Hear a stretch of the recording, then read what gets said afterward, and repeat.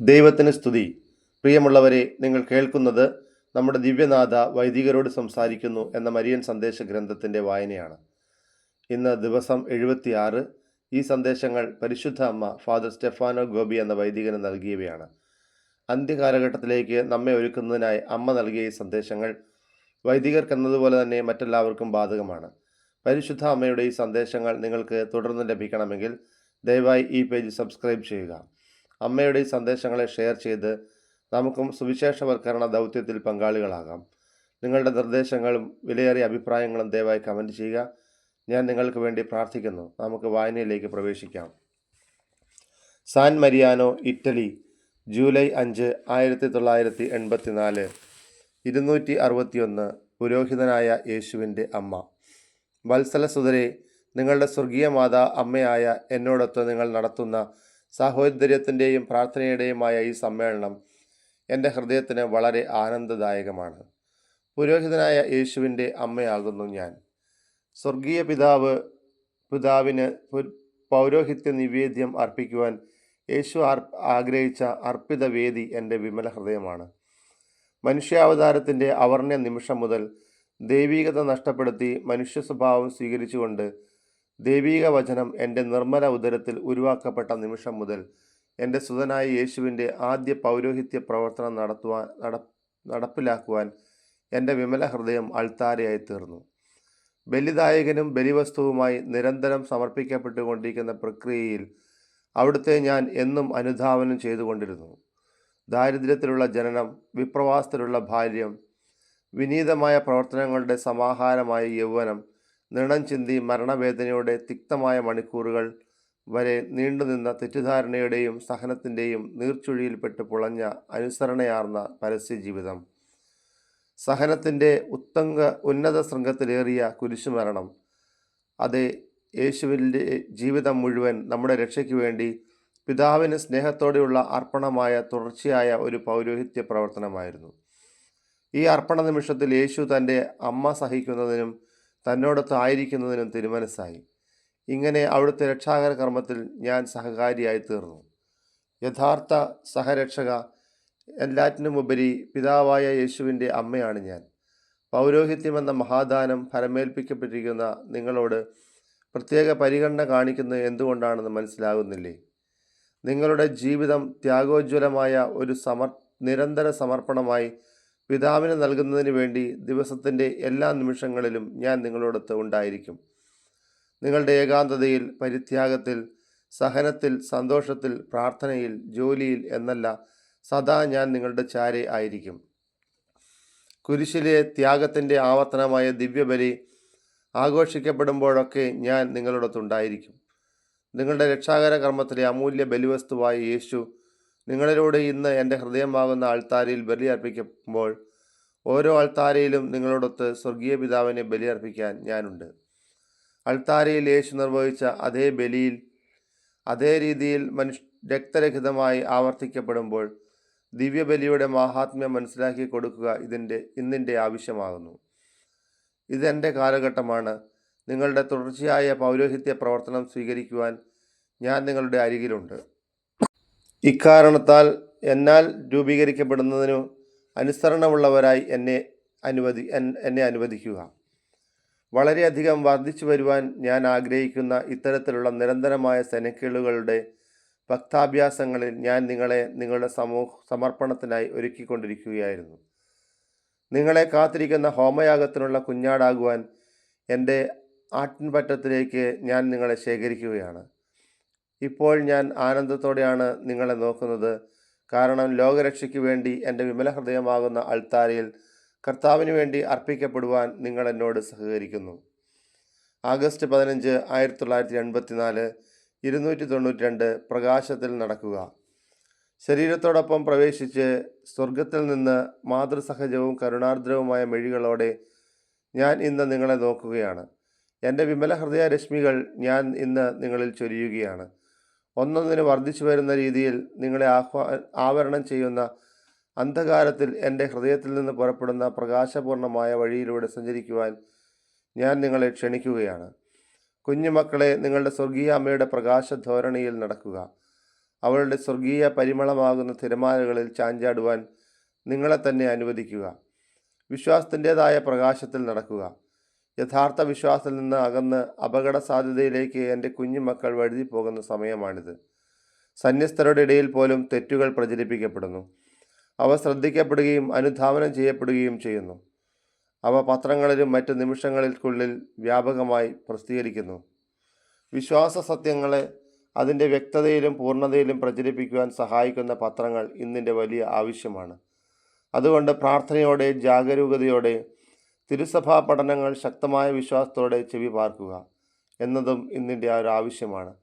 തന്മൂലം മാർപ്പാപ്പയുടെ പഠനങ്ങളെ ശ്രദ്ധിക്കുവാനും നിങ്ങളുടെ കത്തോലിക്ക വിശ്വാസത്തിൻ്റെ ഏക കേന്ദ്രബിന്ദുവായ വിശ്വാസ പ്രമാണം ഏറ്റുചൊല്ലുവാനും സ്വർഗത്തിലിരിക്കുന്ന എൻ്റെ പ്രിയ മകനായ പോൾ ആറാമൻ മാർപ്പാപ്പയാൽ വിരചിതമായ വിശ്വാസ സംഹിതയെക്കുറിച്ച് ധ്യാനിക്കുവാനും ഞാൻ ക്ഷണിക്കുകയാണ്. ദൈവവചനം വിശ്വസിച്ച് പാലിച്ച് സ്നേഹിച്ച് ജീവിച്ച് നിങ്ങൾക്ക് മാതൃകയായ നിങ്ങളുടെ അമ്മയുടെ യഥാർത്ഥ വിശ്വാസത്തിൽ കുഞ്ഞുമക്കളെ നിങ്ങളായിരിക്കുവിൻ. വരപ്രസാദത്തിൻ്റെ പ്രകാശത്തിൽ നടക്കുക. ഭയാനകമായ ക്യാൻസർ പോലെ പാപം ഇന്ന് സംക്രമിക്കുകയും കൂടുതൽ ആത്മാക്കളെ മരണത്തിലേക്ക് നയിക്കുകയും ചെയ്യുന്നു. നിങ്ങൾ എൻ്റെ കണ്ണുകളിലൂടെ നോക്കുകയാണെങ്കിൽ ഈ യഥാർത്ഥ ആധ്യാത്മിക സാംക്രമിക രോഗം എൻ്റെ കുഞ്ഞുമക്കളെ തിന്മയുടെ ബലികാടുകളാക്കി തീർക്കുമെന്ന് കാണാൻ കഴിയും. പാവപ്പെട്ട പാപികൾക്ക് പാപമോചനമേകുന്ന ഉപകരണമായി നിങ്ങൾ മാറണം.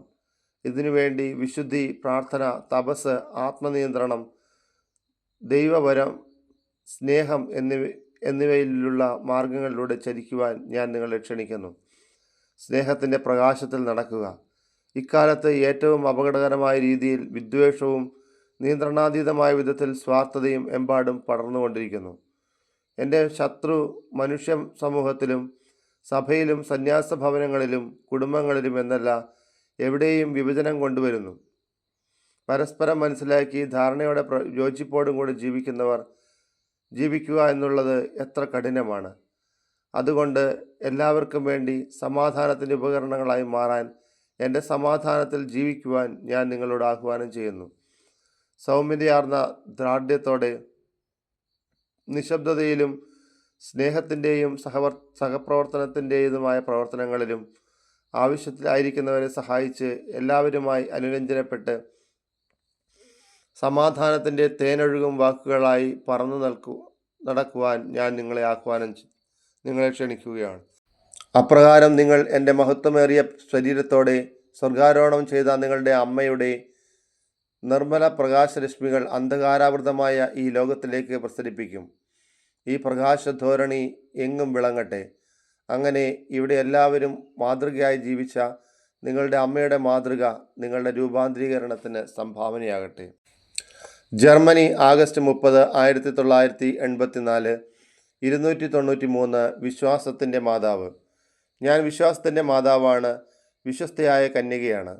Germany, Switzerland, Austria, Holland, Hungary എന്നിവിടങ്ങളിലെ പ്രിയ മക്കളെ, പ്രാർത്ഥനാ സമ്മേളനം എന്ന രീതിയിൽ എന്നോട് നടത്തുന്ന ഈ ആധ്യാത്മിക അഭ്യാസങ്ങൾ എന്നെ എത്രയേറെ ആശ്വസിപ്പിക്കുന്നു എന്നതിനേക്കാൾ ഉപരി മുൾമുടിയേറ്റ എൻ്റെ വിമല ഹൃദയത്തെ നിങ്ങളുടെ തീഷ്ണതയേറിയ തുടർച്ചയായ ഈ പ്രാർത്ഥന വളരെയധികം ആശ്വസിപ്പിക്കുന്നു.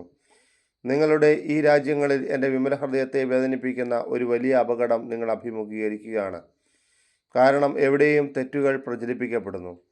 അതിലുപരി നിങ്ങളുടെ സ്വർഗീയ അമ്മയോടുള്ള ഭക്തിയിൽ നിന്ന് വഴിമാറ്റപ്പെടുന്നു. അതുകൊണ്ട് പ്രാർത്ഥനാ സമ്മേളനത്തിൻ്റെതായിട്ടുള്ള ഈ ദിവസങ്ങളിൽ എനിക്ക് പ്രതിഷ്ഠിതരായിരിക്കുന്ന എല്ലാ കുഞ്ഞുമക്കളിലും നിങ്ങളിലും എൻ്റെ വിമല ഹൃദയത്തിൽ നിന്ന് അസാധാരണമായ വരപ്രസാദങ്ങൾ ചൊരിയുവാൻ ഞാൻ ഇടയാക്കും. ധീരസാക്ഷികളായി മാറുന്ന ആധ്യാത്മിക രൂപീകരണം സാധ്യതമാക്കുന്ന പരിശുദ്ധാത്മാവിൻ്റെ ദാനം ഞാൻ നിങ്ങൾക്ക് ലഭ്യമാക്കി തരും. വിശ്വാസത്തിൻ്റെ സാക്ഷികളാകുക. ഞാൻ നിങ്ങളെ ഭരമേൽപ്പിച്ചിരിക്കുന്ന വിശ്വാസം കാത്തു സൂക്ഷിക്കുക. അതുകൊണ്ട് വ്യാപകമായിരിക്കുന്ന തെറ്റിൽ വീഴാനുള്ള സാധ്യതയിൽ നിന്ന് നിങ്ങളെ തന്നെ സുരക്ഷിതരാക്കുക. യാതൊരു തെറ്റുകൾക്കും അംഗീകാരം നൽകാതിരിക്കുക. തെറ്റുകൾ സത്യത്തിൻ്റെ രൂപത്തിൽ പ്രത്യക്ഷപ്പെടുമ്പോൾ തന്നെ യാഥാർത്ഥ്യം തുറന്നു കാണിക്കുക. കാരണം കൂടുതൽ അപകടം പതിയിരിക്കുന്നത് അപ്പോഴാണ്. ഇക്കാരണത്താൽ നിങ്ങൾ ആധുനികരല്ലെന്ന് മുദ്ര കുത്തപ്പെടുകയാണെങ്കിൽ ഭയപ്പെടരുത്. യേശുവിനെന്ന പോലെ അവിടുത്തെ സുവിശേഷവും ഇന്നലെയും ഇന്നും എന്നും ഒന്നു തന്നെ. എൻ്റെ ദൈവിക കുമാരനായ യേശുവിനാൽ വെളിപ്പെടുത്തപ്പെട്ട സത്യത്തിൽ എന്നും ചരിക്കാനുള്ള വരത്തിനായി വിശ്വാസത്തിൻ്റെ അമ്മയായ എന്നോട് ചോദിക്കുക. വിശ്വാസികളോടൊന്നിച്ച് പലപ്പോഴും വിശ്വാസ പ്രഖ്യാപനം നവീകരിക്കുക. ഐക്യത്തിൻ്റെ സാക്ഷികളാകുക. സഭയുടെ അടിസ്ഥാനശരിയായി യേശു നിയമിച്ചിരിക്കുന്ന മാർപ്പാപ്പയുമായി നിങ്ങൾ അനുരഞ്ജനത്തിലായിരിക്കണം. ഇന്ന് മാർപ്പാപ്പയുമായി രമ്യതയിലായിരിക്കുന്നവർ മാത്രമേ രക്ഷപ്പെടാൻ കഴിയുകയുള്ളൂ. അവിടുത്തെ വാക്കുകൾ ശ്രവിക്കുക, അവിടുത്തെ അനുസരിക്കുക, ധൈര്യസമേതം അവിടുത്തെ സന്ദേശം പകരുക. ഫലപ്രദമായ കൂട്ടായ്മകളിലും സന്മാതൃകകളിലും നിങ്ങളുടെ മെത്രാന്മാരുമായി പ്രാർത്ഥനയിൽ ഐക്യമുള്ളവരായിരിക്കുക. നിങ്ങളുടെ ജീവിത സാക്ഷ്യം ദൈവത്തിൻ്റെ സഭയിലെ തെറ്റുകൾ പിഴുതെറിയുവാൻ അവർക്ക് പ്രചോദനമാകട്ടെ. പുത്രനിർവിശേഷമായ അനുസരണത്താലും സ്നേഹത്താലും നിങ്ങൾ അവരുടെ വിലയേറിയ ശുശ്രൂഷകളിൽ പ്രോത്സാഹനം നൽകുക. മാർപ്പാപ്പയും മെത്രാന്മാരുമായുള്ള ഐക്യത്തിലേക്ക് സാധാരണ ജനങ്ങളെ കൊണ്ടുവരിക.